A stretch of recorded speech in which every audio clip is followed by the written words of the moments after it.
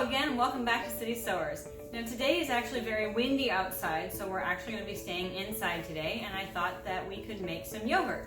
So unfortunately, neither of our goats are in milk right now, so what I did is I went to Costco and I bought some milk.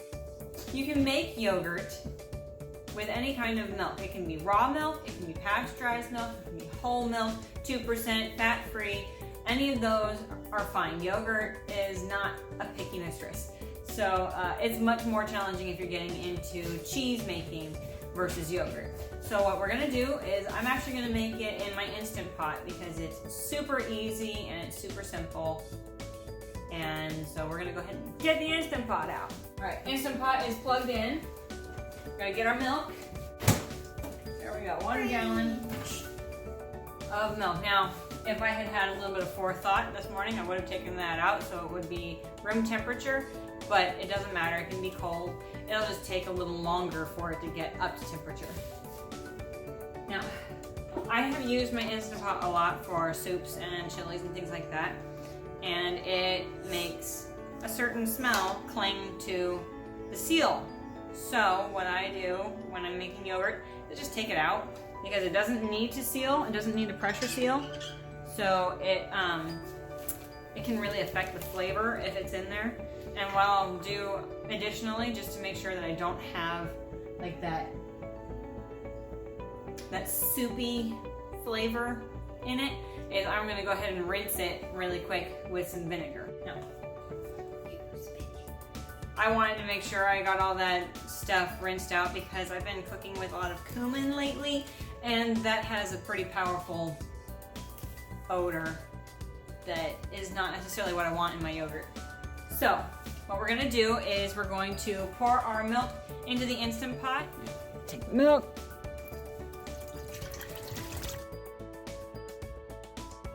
So here we have our milk in the Instant Pot ready to go. We're gonna come down here to the yogurt button where it says boil, and it'll turn on. So now what that's gonna do is bring our milk up to temperature.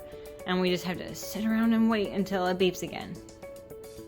So while I've been waiting for the Instant Pot to beep, I get to do some momming, which everyone is familiar with how busy we are as moms. And I am sewing a foot back on Mickey Mouse here. So multitasking, making yogurt and sewing Mickey's foot back on. Oh yes. Mickey is late to his wedding to baby Minnie, apparently. So, gotta make sure that he looks the best that he can. You can't get married without your shoes, right? One Mickey Mouse, foot reattached, ready to go. And we're still waiting for the Instant Pot. Okay, so the Instant Pot has beeped. So what we're gonna do now is it actually heats up the temperature higher than it needs to be because the Instant Pot actually has a function in it that will automatically pasteurize the milk for you. But in, of course, this case, the milk has already been pasteurized, so it really doesn't need to be that high. But it is, so we need to cool it down because if we put our yogurt starter in now, yes, you need a yogurt starter. But it's too hot and it would kill the yogurt bacteria in it. So what we're gonna do is I actually put ice and water in my sink, and I'm just gonna put the Instant Pot inner pot into that to bring the temperature down. Now I want to address the fact that I didn't mention this before, but you need a starter yogurt. Now I didn't bother measuring this just because I know that you need at least a 1/4 cup, and I have pretty much used anywhere from a 1/4 cup all the way up to a whole cup. It really is not going to affect it that much. And I feel that having a little bit more starter, not gonna hurt it, and it kind of helps the incubation process to work a little more thoroughly. All right, now I just want to point out, before I stick this in the cooling water, it is gonna get this film across the top. Don't freak out if you see this weird looking boogery film going across the top of your milk. Totally normal, it just happens when it gets heated up. But you don't really want that in your yogurt because it'll make it lumpy. So you can just carefully kind of scrape it away from the edges and it should all come out. in mostly one piece. Okay, so I just put it into my sink with ice water, and I'm actually going to check the temperature now so that I know kind of how far I've got to go. Now we want this to cool down to between 110 and 115 degrees. So right now we're shooting up over 150. I think it's so we're at 159-ish degrees. So we've still got a ways to go. So it can actually sit in this ice water for a few minutes, and then I'll check it again until we get down into that temperature range that we're looking for. Okay, now while that's cooling, we can talk a little bit about the starter yogurt. Now I didn't have any from my previous batch because it's been a little while. My husband and I were doing the Whole30 diet, which is an elimination diet that has no dairy in it. So I didn't have any starter to start with.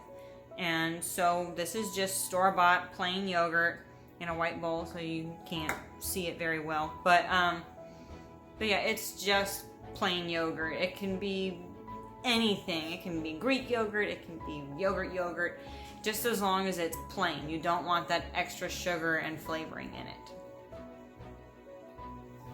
it. Okay, so now our milk has cooled up down to the temperature that we need. So we're just going to take our starter yogurt, and you can scoop some of the milk out and mix it separately, but it really doesn't matter. You might end up with a little more bubbles at the top, but it's still gonna be yogurt at the end. Okay, so now we're gonna mix this in.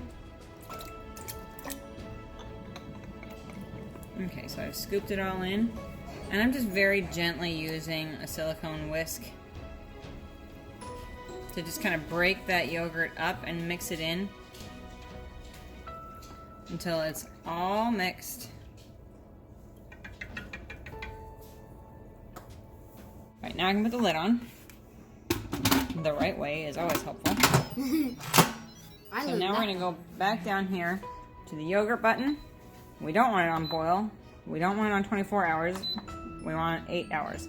If you set it for 24 hours, you're going to end up with some very sour yogurt, which if that's what you're looking for, then by all means. We're looking for a nice general yogurt that we can eat as a snack. So we are just doing it for 8 hours, and we will come back when that goes off. Okay. So briefly, while the yogurt is incubating, I'm going to nerd out on you guys here for a minute. Nerding!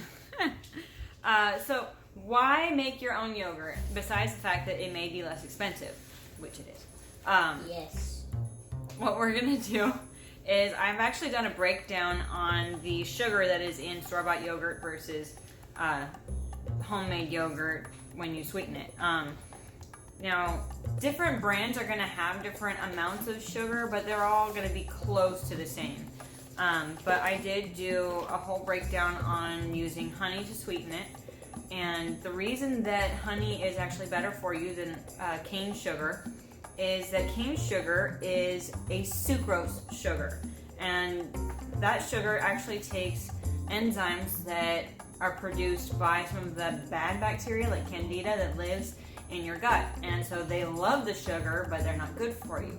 But in order for your body to digest the sugar, you need the enzymes for that, for the breakdown. Now, in the case of honey, the honeybees have already actually broken it down into two simple sugars, fructose and glucose, both of which are very easily digestible, and they're readily available to the body. Honey is also lower on the glycemic index, so it actually doesn't raise your blood sugar as quickly. And because it's sweeter than sugar, you can usually get away with using less volume than you would use in regular sugar. Now here's the breakdown. So I took an average 6-ounce serving of Yoplait vanilla yogurt.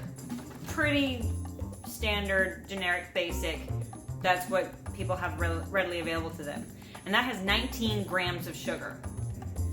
And then comparatively, Chobani has a 5.3 ounce serving of the same flavor, so still vanilla, has 13 grams of sugar. Which, yes, it is less, but remember, it's still going to be a sucrose-based sugar. But then let's see, if we do the math, 13 grams of sugar divided by 5.3 ounces gives us the number of grams of sugar per ounce, which is 2.45 grams per ounce. Don't lose me here. If we multiply that by the 6 ounces that we have in the Yoplait yogurt, we can get a comparative number to the volume of the Yoplait, since we're working with different volumes of yogurt, 5.3 ounces versus 6 ounces. So we're still looking at 14.7 grams per serving. Now, the yogurt that we're making today, I use only 1/3 of a cup of honey to sweeten the whole batch. And this is actually going to probably give us close to half a gallon of yogurt. And of course, your own preference is your own preference.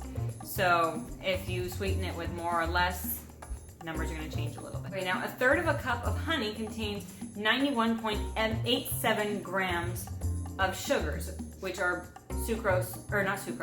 which are fructose and glucose. Now before we go freaking out about how high it is, bear in mind this is all of the sugar that this is going into half a gallon of yogurt. So if we break it down, a half a gallon is 64 ounces. So if we divide 91.87 grams by 64 ounces, you're getting only 1.435 grams of sugar per ounce of yogurt. Now, since the calculations that we were dealing with before are in 6-ounce servings, we can multiply our grams per ounce by 6. So if we do 1.435 grams times 6 ounces, it's only 8.61 grams of sugar per serving. That is so much less than what we were originally working with at 14.7 and 13 grams. So it's like you're making a big cut here in your sugar consumption. But that is just something that really interested me about the whole prospect of making my own yogurt, was that I can cut down how much sugar my kids are eating. It makes everyone feel better because they're not feeding all that nasty candida with so much sugar. Because even if you're buying an organic yogurt, you're just buying yogurt that is sweetened with organic sugar, organic cane sugar usually. So you're not cutting out the sugars. It's still organic, but it's still a lot of sugar. So if we make it at home, you can control how much sugar. You can put 0 sugar in it if you want to just have plain unsweetened yogurt. Now, I do have children and they do want to have something sweet, so I do just vanilla yogurt at home by sweetening it just with 1/3 of a cup of honey for the whole batch, and they love it. They eat it for an after-school snack. They'll take it to school. They enjoy it, and they can customize their flavor however they want. So I just thought that would be really cool to share with you guys, is the scientific breakdown on how much sugar there is per ounce of homemade yogurt.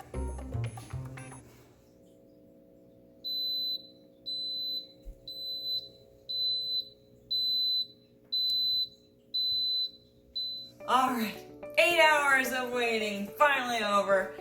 This thing is finally done, so we can crack it open and have a look. Now, it looks almost the same as it did when it went in, but it's not liquid anymore. This is a semi-solid. So the next step for this yogurt is that it's going to go in the fridge overnight, because generally they say that you should drain it right away, but I find that it sets a little bit better if I let it chill in the fridge overnight and then drain it in the morning. So that's going to be our next step, and we'll come back in the morning to drain it. It's the next morning now. The yogurt sat in the fridge all night, so it got to set up nicely a little bit, and I've already taken the kids to school, had breakfast, so it's not like it was a pressing need to get it out of the fridge immediately. So now what we need to do is we actually need to strain the whey out of the yogurt. If you like your yogurt a little on the thinner side, you're not going to need to strain it as long, but if you like that nice, thick, creamy Greek yogurt style, then you'll have to strain it for longer. Now, what I use personally is that I just use these, flour sack towels. Not expensive. They're easy to use. I use them for a lot of different kitchen projects, so you'll probably see me use these a lot. And you're just gonna line, I have a big bowl, so this bowl is going to catch all of the way as it drips out. And it's enough that all the yogurt will fit in it, so after it's done draining, I'll pour the yogurt into that bowl too for the sweetening and the flavoring. So what I usually do is I have these handles on my cabinets, and I'm actually going to suspend my yogurt from the handles so that it's hanging and can drain that way. I position the bowl right under it, and I'm going to let this drain for the next several hours until I feel that enough liquid has drained out. Alright, so this yogurt has drained now for several hours. It's been probably, I don't know, I didn't time it officially. I think it's been probably 4 hours. So I think that it's probably at a point now that I like the thickness of it when we're all done. Alright, now that is 2 full quart-sized mason jars full of yogurt whey. And now we can move on to sweetening and flavoring it. Now the best tool that I have found for mixing the flavor is just a regular old hand mixer. Alright, now what you want to do is we want to open this up and see how nice and thick this is looking already. Now, it will get a little bit thinner because we are adding some liquid back in via the vanilla and the honey. So it looks a little thick right now, but it's not going to be this thick in the end. And what I'll do is I'll usually go ahead and hit it with the hand mixer first to loosen it up.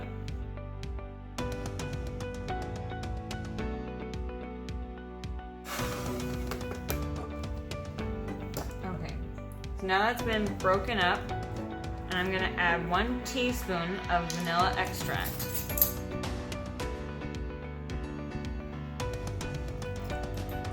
One teaspoon of that. We're going to add 1/3 cup of honey.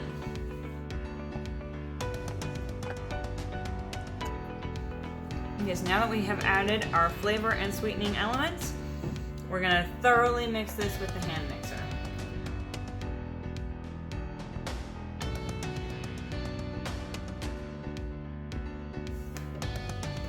Okay, so now the color looks nice and uniform. So I'm going to go ahead and give it a taste test. Spot on. Okay, now we're going to add this into our mason jars.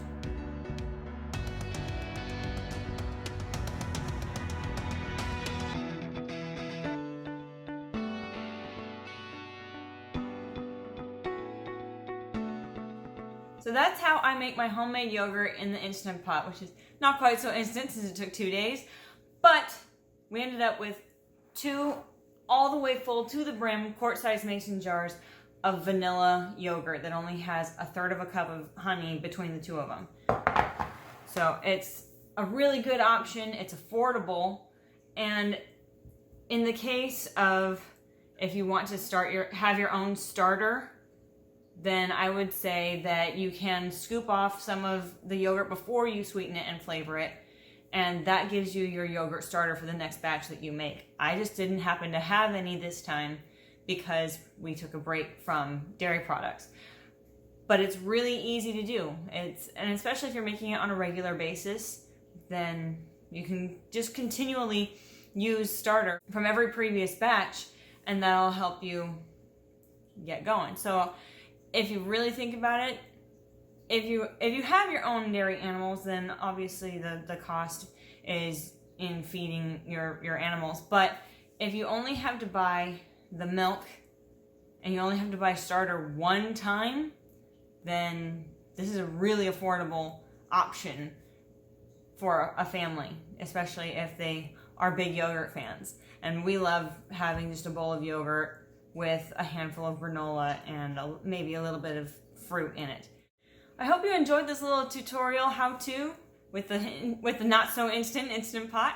But if you enjoyed this video, please like and subscribe to our channel, and we'll see you around next time. This is your urban nerd with a goat herd telling you can grow where you're planted.